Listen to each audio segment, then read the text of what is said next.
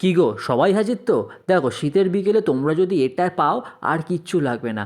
এর জন্য সবার প্রথমে একটা বাটির মধ্যে জল নিয়ে ওর মধ্যে নুন দিয়ে দাও, তারপর কাঁচকলা আর আলুটাকে সেদ্ধ করতে বসিয়ে দাও। ওইদিকে কিন্তু তোমাদেরকে একটুখানি আদা, একটা পেঁয়াজ আর একটুখানি কাঁচা লঙ্কা পুরো কুচি কুচি করে নিতে হবে। কাঁচকলা যখন সেদ্ধ হয়ে যাবে ঠান্ডা করে নিয়ে পুরো খোসাটা ছাড়িয়ে নাও।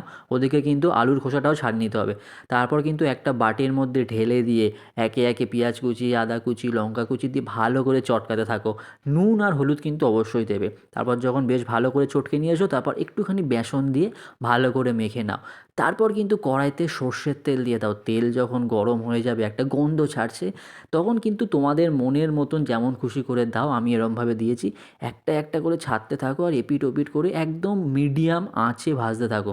যখন দেখবে এরকম কালার হয়ে এসছে, ব্যাস, কিচ্ছু না, জাস্ট একটা বাটির মধ্যে তুলে উপরে হালকা বিট নুন দিয়ে পাটাপাট মারো।